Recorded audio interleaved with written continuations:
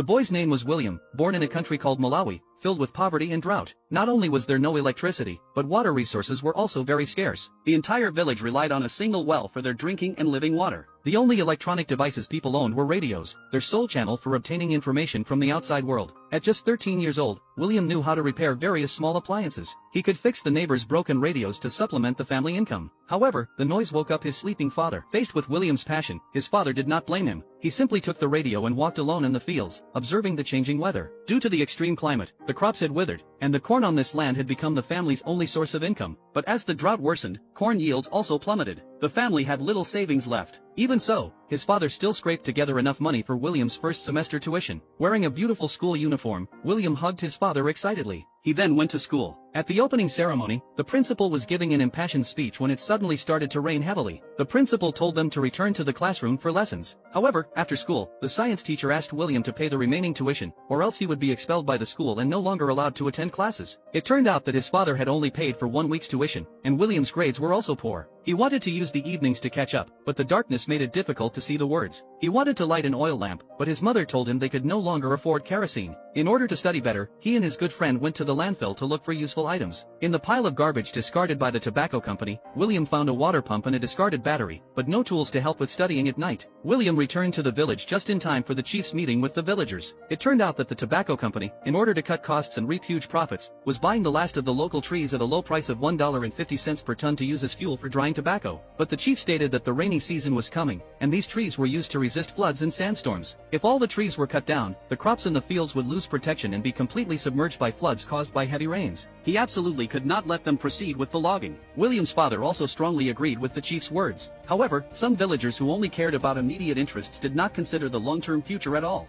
Despite the chief and William's father's dissuasion, they began signing one after another. Watching the trees being cut down before his eyes, although William felt very sad and angry, he was helpless. He could only go to the village gathering place and listen to the ballgame with his companions to relieve his uneasiness. However, just as everyone was listening to the most exciting moment, the radio suddenly ran out of power and shut off. Everyone's eyes turned to William, who knew how to repair radios. He quickly ran home under the cover of night, found all the waste batteries in the house, and returned to the gathering place in the drizzling rain. After the game ended, William was surprised to see his sister dating the science teacher on his way home in the heavy rain. In the backward village, this was an embarrassing matter that would not only make them the laughingstock of everyone's conversations but also bring shame to the whole family. William decided to teach the teacher a lesson. The next day, he brought his friends, preparing to puncture the teacher's tires. However, kind-hearted William couldn't bring himself to do it. At this time, his friends suggested that they could take away his headlights. This would not only send him a warning but also provide William with a lighting tool for studying at night. William decided to do just that, but he found that the headlights could not be removed. Following the headlight wires, he discovered that the wires were not connected to the battery but to a silver device on the wheel. He had his friend quickly spin the tire. As the tire rotated at high speed and rubbed against the device, a faint beam of light gradually lit up. This discovery would completely change his life. Returning home, William overheard his parents' conversation at the bedroom door. Due to the poor harvest, the family had no more savings. This meant that William could not continue his schooling. The next day, William was permanently suspended by the principal for not being able to pay his tuition in full. The heavy rain continued to fall. The distant trees were submerged in the rain. Without the trees to block it, the rainwater gathered into countless streams, mercilessly flooding the fields. His father, braving the wind and rain, covered in mud, desperately dug drainage ditches in the fields, trying to find those seeds washed away by the water. But in the face of nature, all efforts seemed futile. His father was also helpless and could only look at his wife with guilt. However, life shrouded in misfortune seemed to have no turning point in sight. They had barely waited for the heavy rains to pass when they were met with summer drought.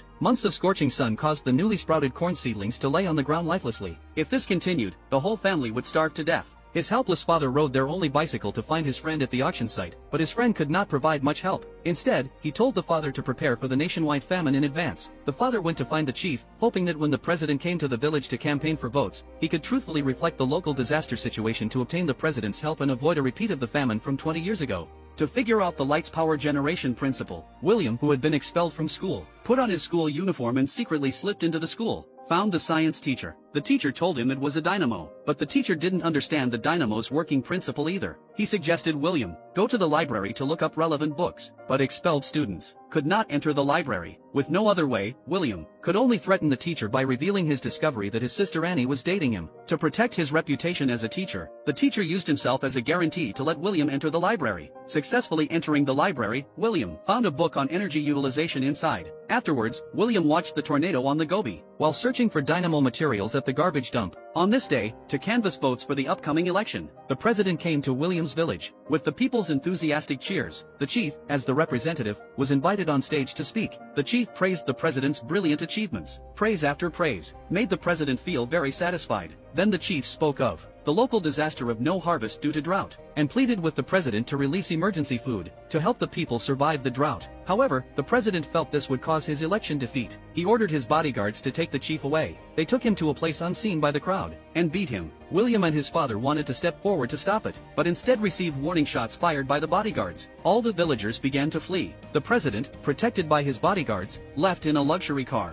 Only the near-death chief remained, helplessly collapsing on the ground. Father finally understood the darkness of the world. Only self-reliance could change their current life, finally waiting for the corn in the field to mature. But the harsh weather in barren land resulted in only a small pile of harvested corn, far from enough to sustain the family's life. With no other choice, father could only replace the iron sheets on the roof with thatch, take the removed iron sheets to the market to sell for money. But the exponentially rising grain prices meant that even selling everything in the house would hardly get them through this famine, and at this moment, the radio broadcast news of the government denying the disaster. This made the fury in father's heart completely erupt. Disregarding his wife and daughter's dissuasion, he stubbornly insisted on joining the protest march. After father left, William went directly to the school. To speed up his research progress, William told the female teacher his idea: as long as he could use a windmill to charge a battery, he could drive a water pump to extract water. This way, the land drought problem could be easily solved. But without the science teacher's bicycle dynamo, nothing could proceed. The female teacher was also shocked by William's bold idea, and encouraged William to go to the classroom to find him. However, what they didn't know was, the science teacher had already resigned. Now he wanted to persuade Annie to elope with him, to return to the village together after earning enough bride price. But he was refused by Annie. William also wrote his idea on paper, hoping to persuade the science teacher. But because the science teacher had resigned, future science classes were all handled by the principal. The principal discovered William, who had been expelled, sitting in the corner of the classroom. In his view, the behavior of sneaking into class without paying tuition was theft. He shouted at William to leave immediately. Although William kept pleading that his father would pay the tuition,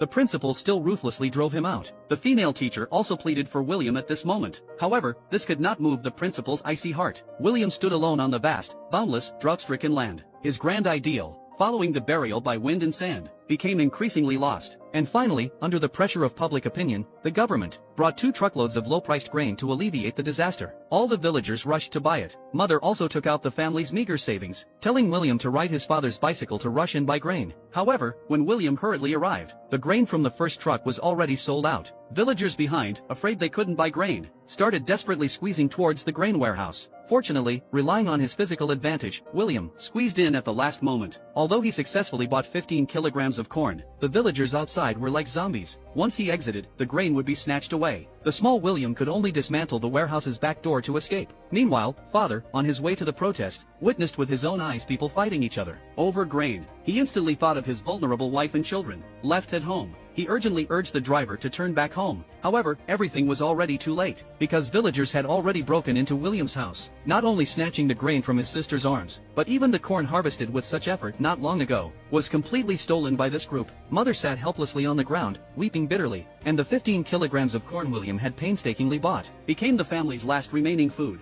Father counted the family's only remaining savings. It was barely enough for the whole family to eat only 1 meal a day, so Mother proposed eating dinner. Because it was impossible to sleep on an empty stomach, William wanted to eat breakfast. His sister could no longer endure it. Disappointed, she ran out. She continuously blamed her father. If he hadn't stubbornly gone out to protest, they wouldn't face the possibility of being raped or killed. Mother angrily slapped her sister. Abambo wako, amapanga zoti, atipulumutse. Ndiye! Ukuganiza ndinga kusiye ufedi njala, nchite kudula, mkono kuti udye. Kuti udziwa ndiwe mwana wanga. The morning sun reddened the horizon. The real famine began to descend. William, catching birds in the field, could not catch a single bird. With no other way, father began praying to heaven for help. Before preparing to eat, William tried to secretly hide a piece of food for the dog. Father discovered and scolded him, saying if he dared feed any food to the dog, he would wring his neck. Helpless, William found his sister Annie late at night, hoping through his sister to borrow the science teacher's bicycle dynamo. Using it to drive the water pump, he could bring sufficient water to the fields to solve the famine. Seeing William's such determined eyes, his sister fell into unprecedented deep thought. Her heart finally made a difficult choice. When William returned home from chopping wood the next day, he found Mother standing outside, crying bitterly. Father also anxiously said he must find his daughter. It turned out his sister, to lessen the family's burden, only left a letter behind, and eloped with the science teacher. In the letter, she told her parents not to look for her. This way, there would be one less person to feed at home. William sorrowfully entered his sister's room, but discovered on the wooden table the dynamo he wanted. Only then did he understand. His sister had eloped with the teacher for his sake. The angry mother took William to find the principal, accusing the school's teacher of taking away her daughter. The guilty principal stated that the school would try its best to find the whereabouts of the science teacher and was willing to let William use the library for free. The previous female teacher had already resigned and left, but the battery she repaired for William was still on the table. William found all the relevant books and eagerly explained his plan to his companions. Although some said it was absolutely impossible, more people chose to believe in William because they had no other choice at that time. So everyone started working. They softened the water pipes to make fan blades and went to the junkyard to find missing parts. According to the knowledge in the books, they assembled a small windmill bit by bit. The moment the door opened, a strong wind poured into the room, and the windmill successfully started to rotate. The radio also emitted a miraculous sound driven by the windmill. Everyone cheered with joy. Perhaps under William's leadership, they could truly overcome the persistent famine. However, to pump water, a larger windmill was needed, so they still required a bigger gear. The father's precious bicycle became the key to solving the problem. So William showed his invention to his father and spoke out his thoughts. He had removed the batteries from the radio, yet it could still play sound clearly. His father looked at him in surprise. The boy explained that the wind was driving the fan blades to generate electricity. If he could replace the blades with larger ones, it could power a water pump to draw water from underground and irrigate the fields, solving the drought problem. However, it would require dismantling his father's only bicycle to use as part of the generator. When the father heard that his son wanted to take apart their only means of transportation, he angrily scolded the boy, saying his idea was unrealistic. Could this broken windmill really solve the difficulties caused by the drought? The boy retorted,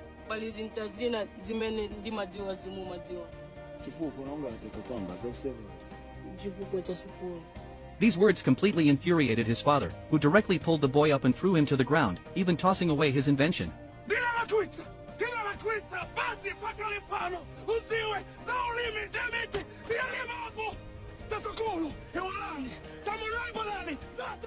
The father's words deeply hurt him, and he could only let his helpless tears flow. Was his life destined to be buried in this hopeless field? After learning about this, the companions also began to pack their bags and prepare to flee the famine. But now the whole country was short of food. Even if they fled, where could they go? Under William's persuasion, they decided to forcibly take the bicycle from the father. So a group of people went to find the father in a mighty manner, demanding him to hand over the bicycle. Unexpectedly, the father directly raised the hoe, and everyone fled in fright, leaving only William standing there, helplessly looking at his father. The scorching sun still rose, baking the earth. Even the yellow dog that had accompanied them for many years died of starvation. At this moment, there was only endless sadness and powerlessness in William's heart. Hunger was gradually taking away everything. The mother found her husband and told him about everything they had lost over the years.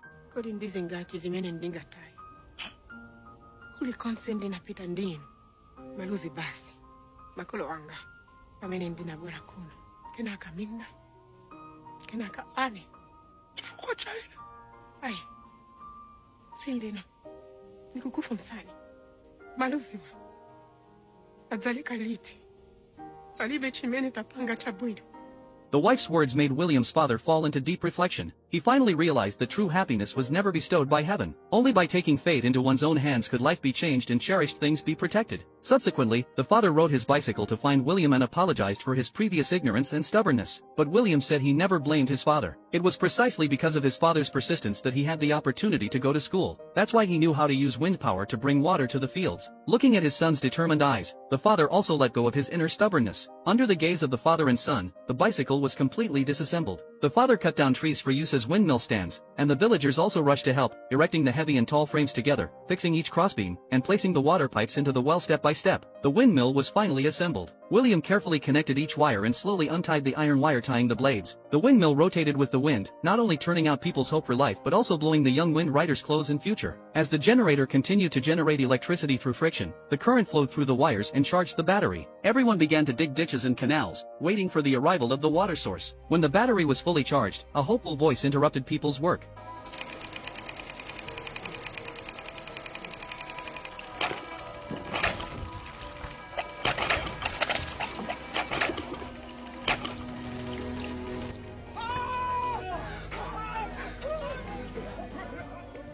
The father excitedly hugged William, and this vibrant water source not only flowed into the parched land but also awakened people's vitality and despair. The father's experienced eyes were full of pride for William. Green sprouts broke through the ground like newborn hope, bringing not only the dawn of life but also heralding the coming harvest. Because of his invention of the windmill, William not only entered a key middle school but also received a full scholarship and successfully graduated. He later went to Dartmouth College in the United States to obtain a degree in environmental science. This true story tells us that knowledge is the best way to change destiny. Poverty cannot stop a person from pursuing poetry and the distant future.